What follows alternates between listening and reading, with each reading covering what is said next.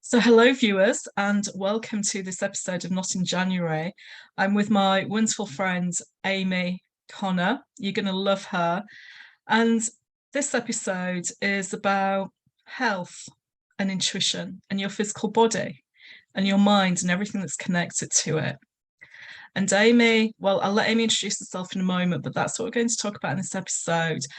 And specifically because of what Not in January is about, which is about breaking with the social condition and attachments of things that we think we have to do in January and just tuning into our intuition and asking ourselves, is it really right for us at this time?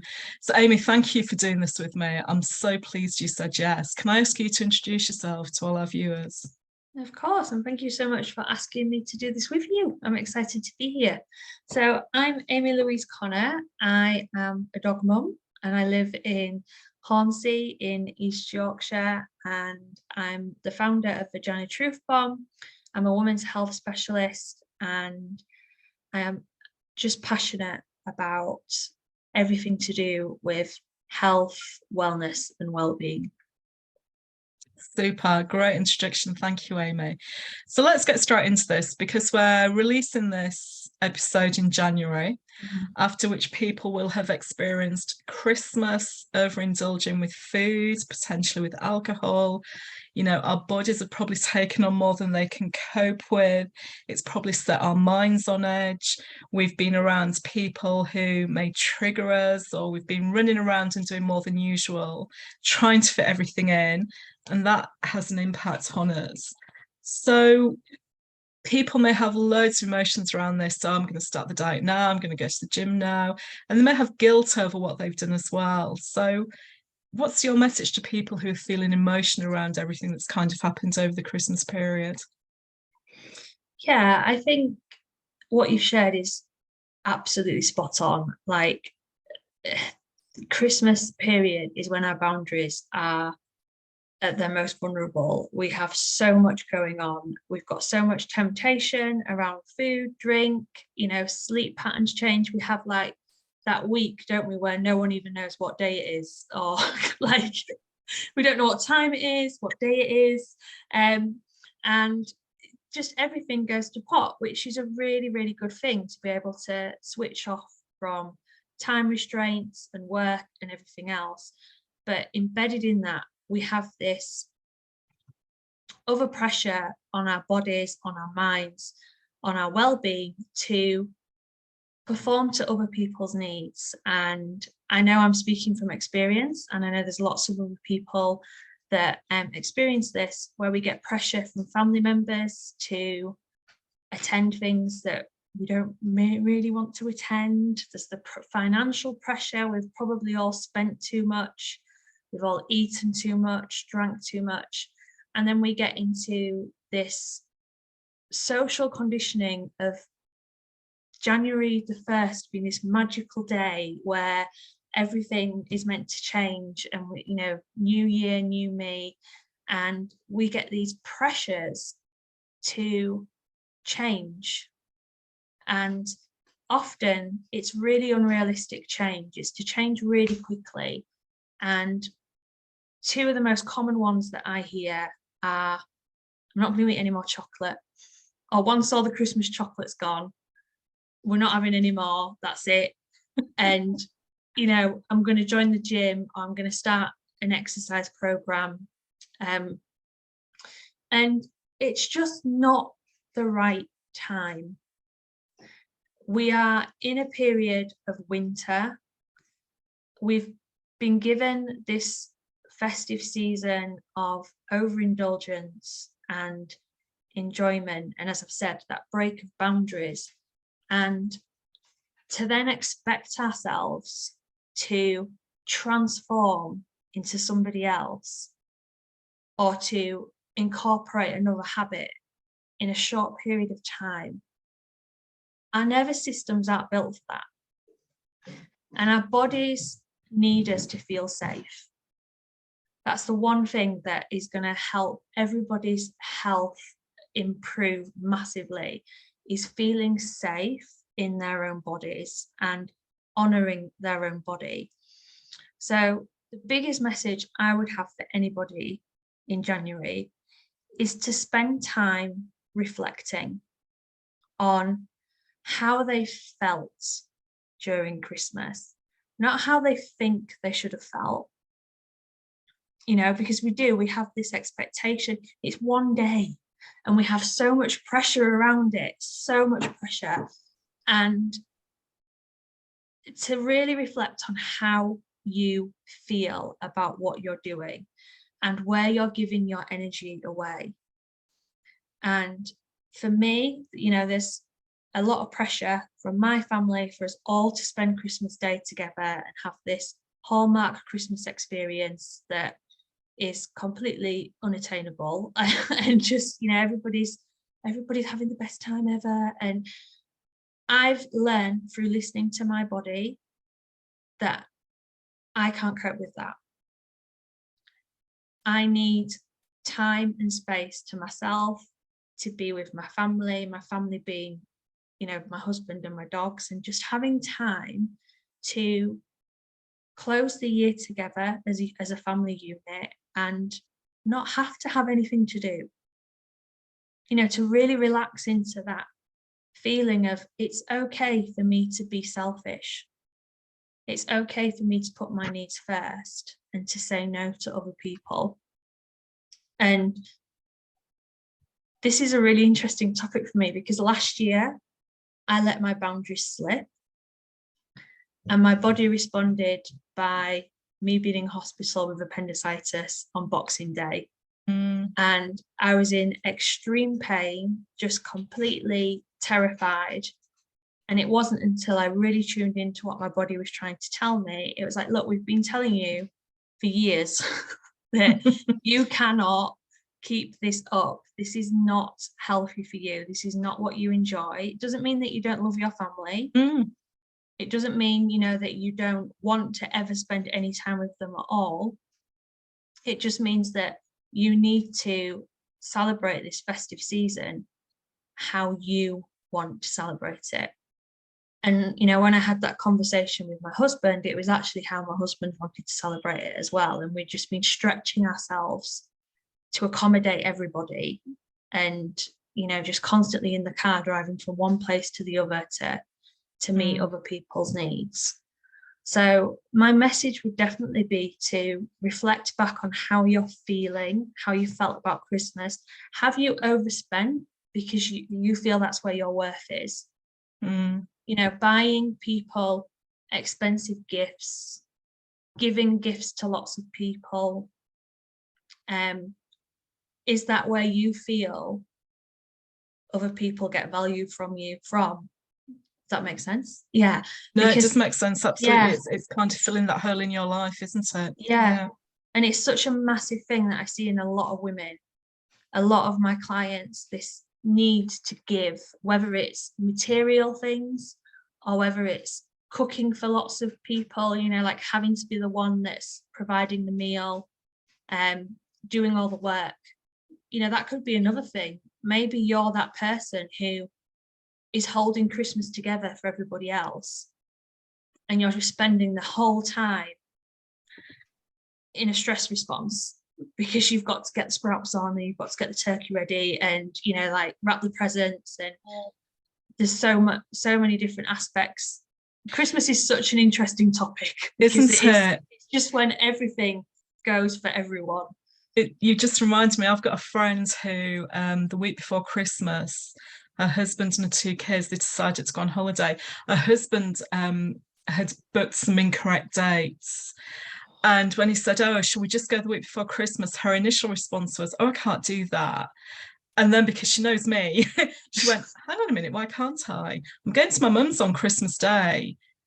I've got the kids' presents. What is there for me to do? Of course I can go on holiday. And I was like, yay, good for you. Yeah. But then her mum went into it with her going on holiday, but like, we've got the meal to prepare. And she's like, well, I'll come early on Christmas Day and cut up the veg. Well, but your dad does that.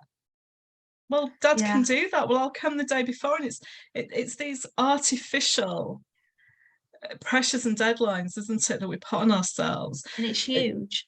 Yeah, there's two things you said there that I really picked up on. I want to give into a bit more because Mhm. you talked about the need to give, which for me ties into people pleasing. But before we get to that, what you really talked about was the mind body soul disconnection. Talked about the body feeling safe and being able to tune into what the body wants. But we've got this whole disconnection from our minds and our body, haven't we? And Yeah. you beautifully explained, the illness it took you last Boxing Day before last to realize that. Um, and I just wondered what more guidance you have about helping people kind of regain and kind of feel into. And maybe people need to hear they've got permission Yeah. to have this connection again. Yeah, that's a really good question. And when you are working with your intuition and listening to your intuition, it comes so much easier. Finding that connection just happens because once you tune in, she will tell you what you need to know. The tricky bit is implementing it. Again, because of the social conditioning, if I tell mum or sister or whoever that I don't want to spend Christmas Day with them, I'm going to upset them. And you make it about somebody else instead of about yourself. And a lot that I've learned is how you can, the language that you can use when you're sharing what your needs with other people. So, as a society, especially again women, we get triggered when we say, I want or I need, because we can come across as selfish, all these terms that we have for individuals that put their needs first. And what's really worked for me is saying to people, and I always smile to myself when I'm saying it because my family know now when I start a sentence with this, they're like, oh gosh, she's putting a boundary up, like this is happening. But I will say, this is coming from a place of love. Because when I tried to communicate that before and I wasn't getting it right, it resulted in upset and people getting, cross messages and wires. And now I just have to say, look, this is coming from a place of love. I really love you and I love spending time with you. This is how I want Christmas with you, with us to look like. For example, for this year, I have given my family, when I talk about my family, I mean my mum and dad and my sisters and their family and the children. We are going out for the day to see Father Christmas. We're spending the full day together, going out for tea. And I'm just like, this is Christmas with you guys. I'm really looking forward to it. We're all off work. It's the start of our Christmas holidays. The children are all there together. Going to go and see the big man. They all believe it's amazing. And that's Christmas. And that is magical for me. But I'm not going to come and have the dinner and sitting for hours, and just that expectation of having to be around people for them to feel loved by me. And that message, trying to break down that message to other people has been really hard because you don't want to hurt other people. As much as you want to listen to yourself, you really don't want to cause pain and distress to other people. So if you can say that and make it really clear why you're doing that, and to do that, you need to get clear in yourself. Like, it's a bit of a joke in my family that they know that 3 hours max.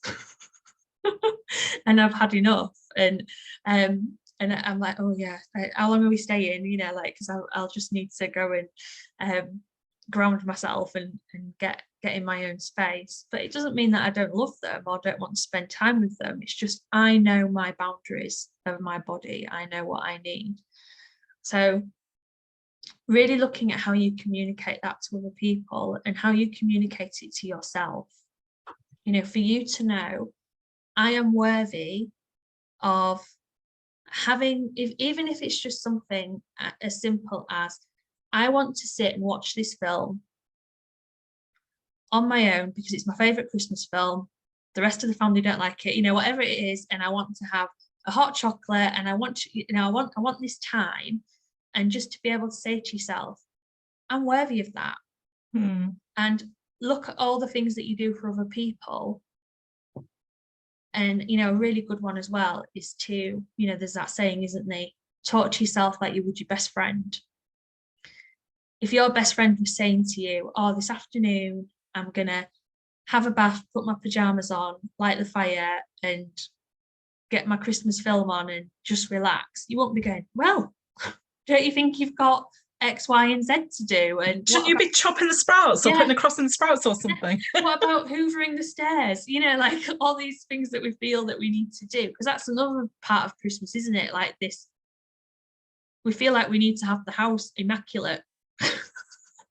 Yes. I've fallen into that trap today, and I'm like, why am I doing this? No one's even coming up. I fell into that trap as well. I was like, oh well, Mildred the dog's not going to be here on this day, I'll clean the house. And I'm like, why does Mildred not being here affect me cleaning the house? It's just that's an insane thought, Ruth. What are you thinking about? It's like she's going to come home and go, oh yeah, well done, looks nice here. You've done well. So if we can just move on then, because you talked as well, and it ties into kind of the need to give. As soon as you said need to give, what popped up in my head was people pleasers, because many women, especially women who are maternal, so whether it's human baby children, dog children, there is this maternal instinct that women have, and it seems to stem, it seems to get tied into this people pleasing, doesn't it?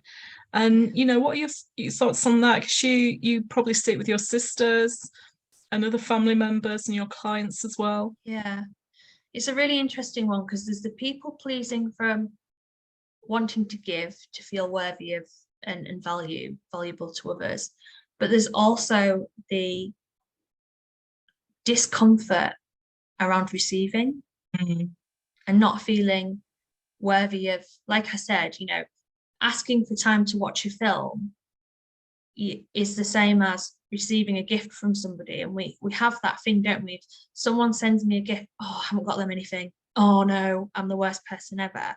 And being comfortable in giving and receiving is a really interesting concept, because again, it's going back to the body and that nervous system response of, oh, I'm really worthy of this, and I'm worthy of this compliment, I'm worthy of this present, and I'm worthy of this time.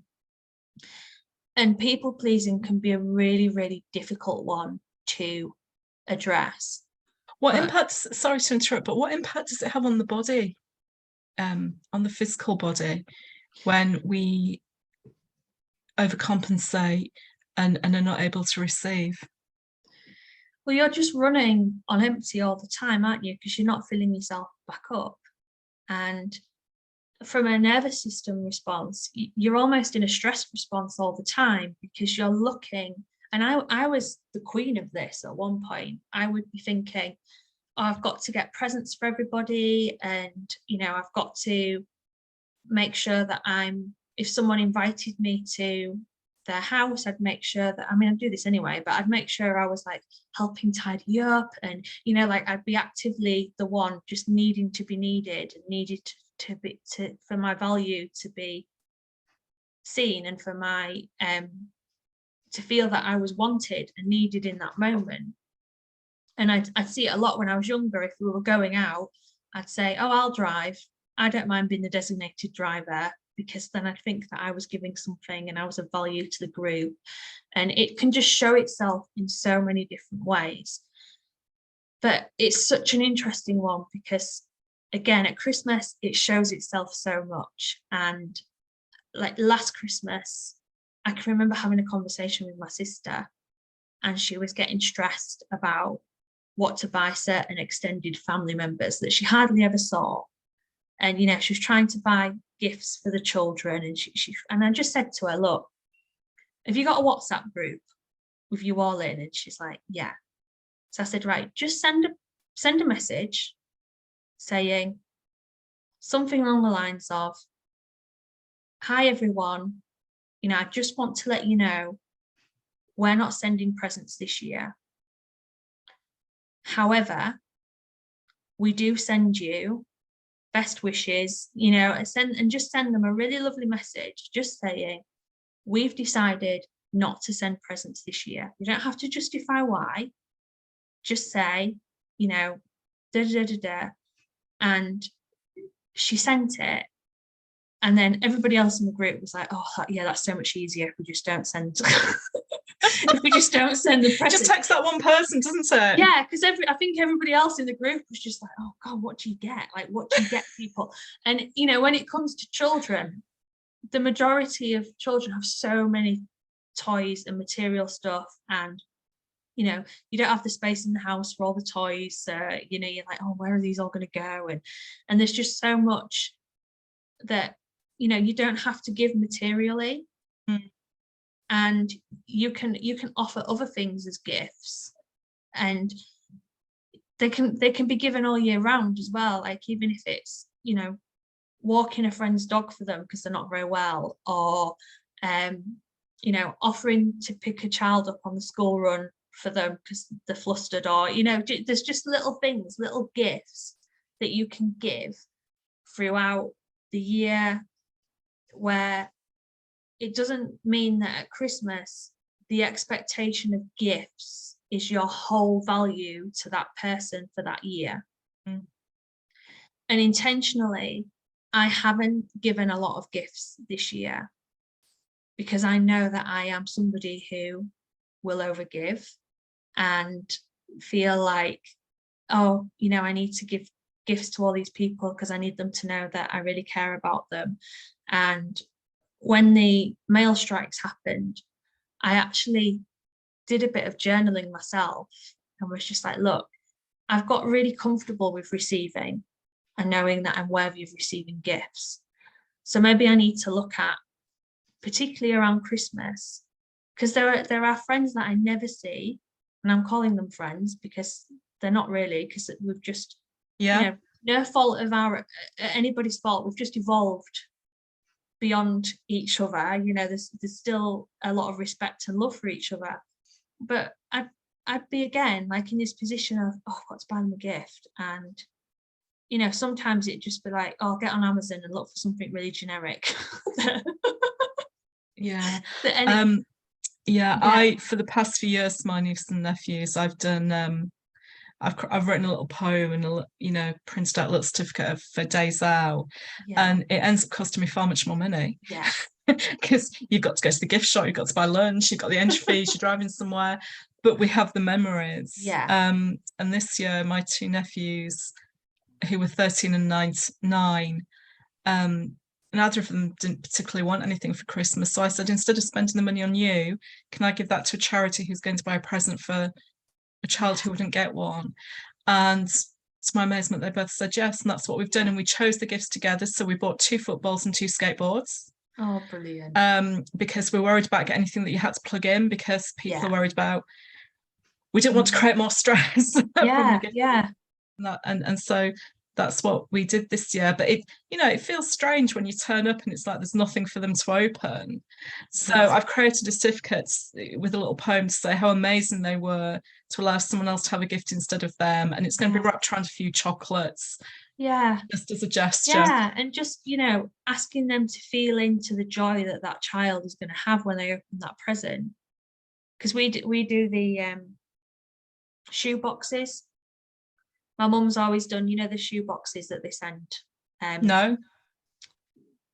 I don't even know where they go, but like every year my mum's like, oh, I'm doing shoe boxes, and you'd put like underwear and toiletries and things. Yeah, toiletries and toys and books and all that kind of stuff. And we've always done that with the children. And then, like I always say to them, just imagine how magical that is going to be for that little girl or that little boy to get those. And just think how exciting it is. And then they get excited about giving it. And it's like, that's a gift in itself, isn't it? Like, absolutely. Just knowing that they've given that joy. And, I've got my closest friends that have children. We always laugh because I've never bought my closest friend that I've had the longest, never bought her a present. like never bought her a card, never bought her a birthday present or a Christmas present. And we'd gone out for lunch with another friend, and she was like, I just can't believe that you two are so close and you've never bought each other gifts. And we're like, well, we don't need to. Like, we just know that we're friends and we don't need to justify that in any way. And I will do the same with her children. I'll take them out. Like her gift from me is child-free days, because I'll be like, oh, I'll take the boys, and they're coming with us to see Santa, you know. And I was like, oh, I'll take the boys, and it's a gift for me because I get to. My inner child is like, yes, Santa and playgrounds, and yeah, and it's just like just knowing that Joyful. that you're worth it without having to have all these material things. That's And there was that's something really else, beautiful. that popped into my head that's just gone. But yeah, and it's like that, like you said, how does it appear in the body? It's that safety. It's really hard to explain, but it's just the body knowing. Once you know that you are enough and that you're worthy, even when some people are having a bit of resistance to what you're needing to do for yourself, your body will just repay you by tuning up your intuition, as you'll know, Ruth. Like, your intuition will be like, oh, she's listening to me now. Let's start things flowing. Like that's when the magic happens. I Like, agree. Yeah. I've just said, like, this year I've intentionally not given physical gifts to people, and I've opened up to receiving, which is a really hard process that I've gone through. And the abundance that I've received since making that decision, and I'm not just talking Christmas presents, I'm talking, you know, business and friendships and you know, just people saying nice things, compliments, you know, it's just exploded because I've told myself I'm worthy of this and I'm ready You to are receive so it. worthy. We all are, aren't we? Like, that's the magic of it. I think that's a really great note to end on. We are all worthy. To all our viewers out there, whatever you have been through, whatever you are going through, you are worthy. 100%. Absolutely. There's a few key things in there, Amy. Just before we go, I'm going to do my best to summarize, and you can tell me if I've got this right or not. But boundaries is one of the big things that came up. Well, the first thing actually was reflection. Reflect on, you know, how did Christmas feel for you? What has it brought up for you? Give yourself the space and time to reflect on that, to get it out of your mind, allow it to flow through your body. Your boundaries. It's never too early to start thinking about putting a boundary in place. So if people do want something different in 2023 for Christmas, now's the time to think about it. And communication. And can people steal your phrase? This is coming from a place of love, because I think a lot of people will find that useful. And tuning in, because as you said, I'm all about the intuition and tuning in. So tuning into the body and listening to what your body wants. A very short story. I once spent about 3 weeks in Brazil, went in my corporate career, and I barely saw a vegetable or a piece of fruit during that time. It was all meat and carbs. And I remember getting home and the first meal I cooked was a vegetable curry. Because I just wanted, you know, my body was just like, plants. Where's the vegetables? I want the vegetables. So it's kind of, you know, that's an extreme example, but tuning in. So reflect, boundaries, communication, and ask your body what it wants. And you've just like touched on a really important point there. With it being winter, don't forget to connect to nature. You know, if you're listening to this thinking, how do I create these boundaries? How do I listen to myself? Turn off all the devices, you know, get away from all the distractions and go for a walk. Even if it's like -2 and you need to put loads of layers on, just get out of your head and into your body and listen to what she's asking of you.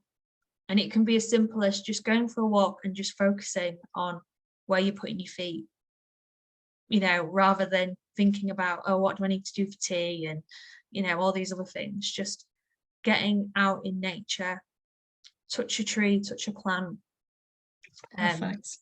get grounded. Number 5, get out in nature. Amy, thank you so much for being a guest on Not in January, and for being my friends more than anything. Thank you so much. And I hope our viewers can see our friendship come across in this. And they get some, I'm sure everyone will get something from what you've said. So thank you very much, and thanks everyone for watching. Amy's information will be available wherever this video is posted. We'll make sure you can find out how to get hold of her and contact her if you think you need her help, because she is different. She does intuitively. My information will be around here as well, and we'll see you next time for the next episode. Thanks everyone, and thank you, Amy. Bye. Bye.